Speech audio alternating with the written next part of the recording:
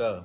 Kini, selepas kemerdekaan atau lebih tepat lagi selepas pewujudan dasar kebudayaan kebangsaan pada tahun 1973, gotong royong telah dimartabatkan sebagai salah satu nilai sosioekonomi kebangsaan dalam usaha pembentukan bangsa Malaysia. Namun begitu, amalan ini kian dilupakan oleh generasi alah baru yang hanyut dengan keseronokan dan keselesaan yang tiada batasan. Berapa peratus golongan muda yang mengetahui maksud gotong royong dan mengamalnya dalam kehidupan seharian? Untuk Kamus Dewan, gotong royong bermaksud tolong-menolong atau kerja bersama-sama. Aktiviti gotong royong masih banyak dilakukan di kampung-kampung dan kurang dilakukan di bandar pada masa kini.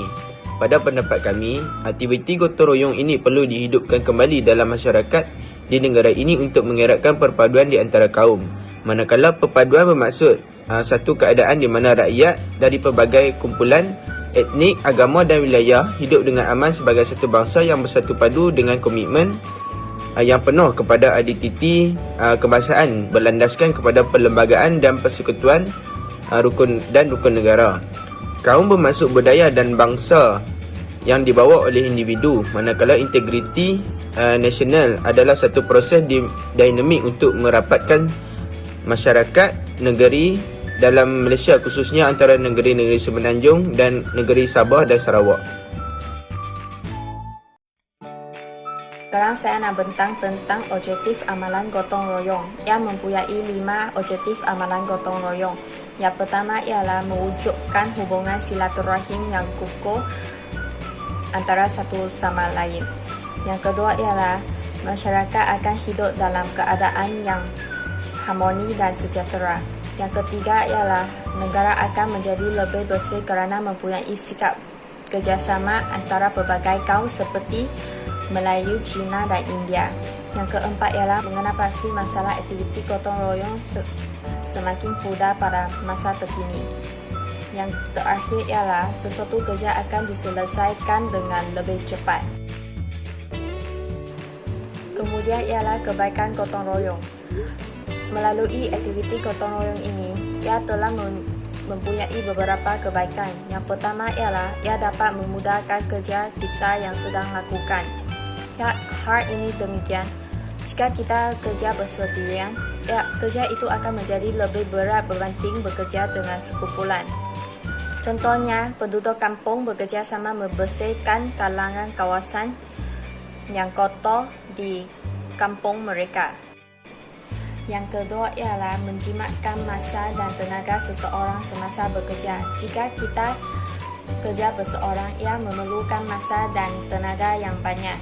Walaupun kerja itu tidak berat, tetapi ia juga akan menyebabkan seseorang itu tidak dapat menyelesaikan kerja mereka dalam masa yang singkat dan ditetapkan.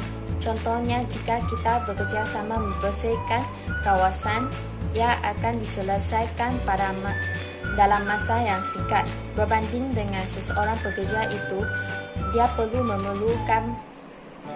mengambil masa yang panjang untuk membersihkan kawasan tersebut dan kerja itu akan menjadi lebih berat. Yang ketiga ialah aktiviti gotong royong dapat memupukkan nilai-nilai murni dalam kehidupan kita. Nilai-nilai murni juga memainkan peranan yang sangat penting dalam kehidupan kita. Contohnya, kita dapat memupuk nilai-nilai murni bekerja sama dengan membersihkan sesuatu kawasan dengan secara berkumpulan. Selain itu, ia juga dapat memupuk nilai-nilai murni rasional dengan tidak membuang sampah merata-rata supaya kawasan tersebut akan sentiasa dalam keadaan yang bersih. Nilai-nilai murni terakhir ialah kerajinan. Melalui aktiviti gotong royong ini dapat menunjukkan kerajinan seseorang tersebut. Yang keempat ialah melalui aktiviti gotong royong ini juga dapat menyebabkan kita menjalankan kerja dengan lebih lancar.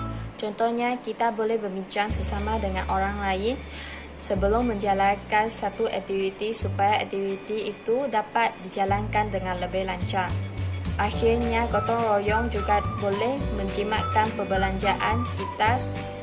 Contohnya, kita boleh berkongsi kos alat yang perlu digunakan untuk melakukan aktiviti gotong royong.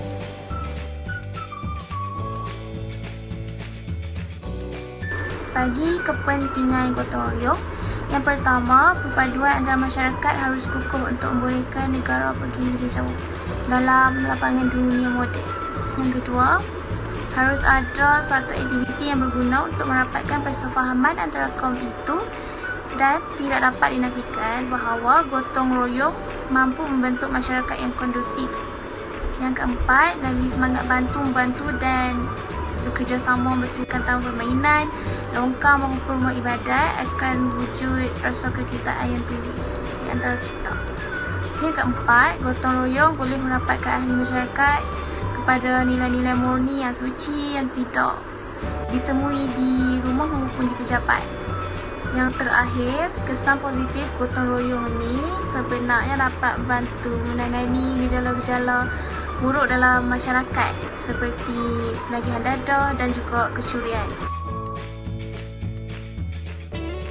Saya akan bincangkan mengenai langkah-langkah untuk mewujudkan amalan gotong royong. Yang pertama, badan NGO boleh turun padang untuk membantu kerajaan menarik minat masyarakat dalam amalan gotong royong. Yang kedua, kerajaan melaksanakan kempen yang berkesan. Contohnya, macam sayangilah sungai kita, hargailah sungai kita, ataupun sayangilah masjid kita, macam tu. Lepas tu yang ketiga, media elektronik perlu memberi kesedaran kepada masyarakat. Contohnya macam kita menggunakan internet untuk menyebarkan kebaikan, macam kita ajak mereka untuk bergotong royong sama-sama.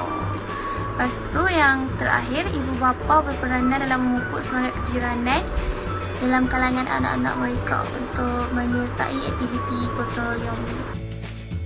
Tentang kesan mengabaikan amalan gotong royong.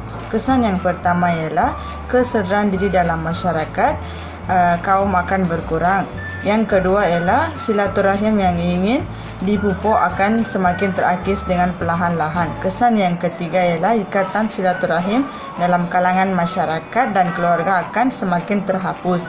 Kesan yang keempat adalah masyarakat akan menjadi tidak selesa dan tidak tenteram jika serta bergaul dengan kaum yang pelbagai. Sebenarnya aktiviti gotong royong ini amat penting dan perlu mengeratkan hubungan silaturahim antara kaum. Lebih-lebih lagi seperti negara Malaysia yang mempunyai pelbagai jenis kaum dan etnik yang hidup bersama sejak zaman dahulu lagi. Dengan terjalinnya hubungan silaturahim yang kukuh ini, negara kita akan lebih aman dan damai, lebih mengambil berat antara satu sama lain dan perpaduan juga akan menjadi lebih kukuh. Akhir sekali, jelas dan teranglah matlamat pihak kerajaan yang selama ini mengadakan pelbagai aktiviti dan program-program bagi memupuk semangat silaturahim antara kaum, terutamanya program-program bagi pelajar-pelajar yang masih di bangku sekolah lagi. Ini kerana amalan ini perlu disemai sejak awal lagi supaya kesannya akan cepat terlihat suatu hari kelak.